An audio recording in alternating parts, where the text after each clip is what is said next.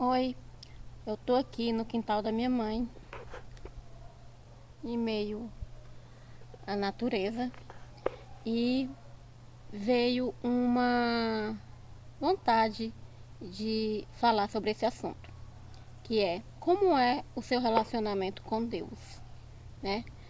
Como assim, né? É, eu vou falar por experiência própria, não vou falar aqui do que eu aprendi em livro, porque a gente aprende muita coisa, mas a gente só consegue passar a verdade quando a gente passa pela situação, né? Então, eu falo que eu tive até hoje dois tipos de relacionamento com Deus. No início, eu sempre fui dentro de igrejas, né? Mas antigamente eu tinha um relacionamento com Deus como vítima. E hoje o meu relacionamento com Deus não é mais como vítima. Como seria isso, né? Esse relacionamento como vítima, né? É quando você está passando pelos seus problemas e aí você se inferioriza, se sente vítima daquela situação e aí se apega a Deus. Só que você está se apegando a Deus como vítima, né? E quando você se apega a Deus como vítima, você não consegue sair muito do lugar, Deus não consegue fazer muito por você, porque na verdade você está se colocando naquele lugar, né? Deus já disse para você que você tem toda a herança do céu, mas quando você se coloca como vítima, é como se você não tivesse a herança do céu e que só o fato de você estar conectado com Deus já basta, né? E eu não estou falando aqui de dinheiro, não. Eu estou falando de tudo, de felicidade, de paz, de amor. Tudo são heranças do céu, né? Que Deus já deu para nós. E aí, quando você se relaciona com Deus, se colocando nesse lugar de que eu não tenho isso, eu não tenho paz, de que eu não tenho amor, de que eu estou triste, de que tá tudo errado, de que do que mais as pessoas sentem hoje, né? De que tá ansiosa, de que tá em depressão. Quando você se coloca nesse lugar de que tá nessa situação, você não está se relacionando com Deus da forma que deveria estar, né? Porque você sabe, se não sabe, agora você já sabe que Deus já te deu tudo, né? Deus já nos deu tudo e que eu preciso me colocar no lugar que eu quero estar e não no lugar que eu não quero estar. Então eu tenho que me colocar no lugar que eu quero estar. Qual é o lugar que eu quero estar? E como sair desse lugar que você não quer estar e se colocar no lugar que você quer estar, né?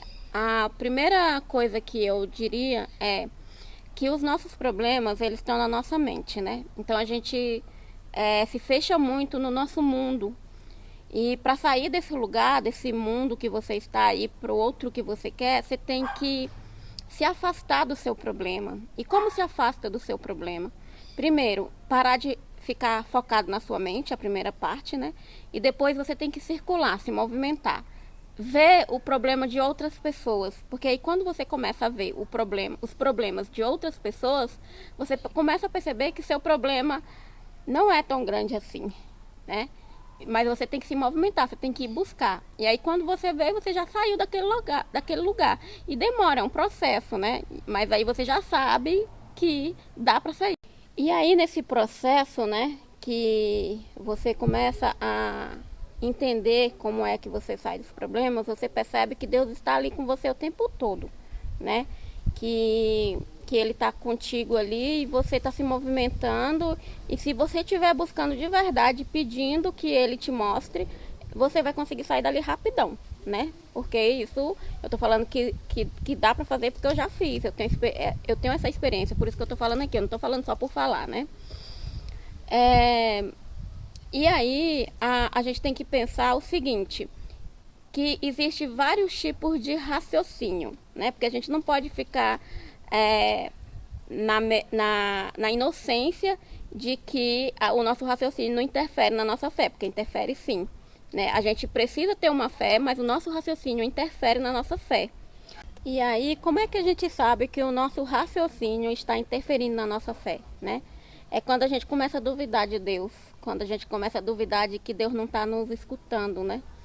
porque Deus está ali presente o tempo todo e nos escutando o tempo todo, mas o nosso raciocínio, a nossa falta de acreditar, um Tomé da vida, né? Tem que crer para ver, é o nosso raciocínio que está atuando ali, né? Então, se a gente tem que fazer movimentos, né? E vários tipos de movimento, não é um movimento que serve para um, não serve para outro, né? Você tem que se observar para saber qual é o movimento que você precisa fazer para a sua fé aumentar, né? Para você acreditar, porque o que é fé? É acreditar, né? Acreditar que Deus proverá em todos os sentidos, né? E para você acreditar, você tem que se movimentar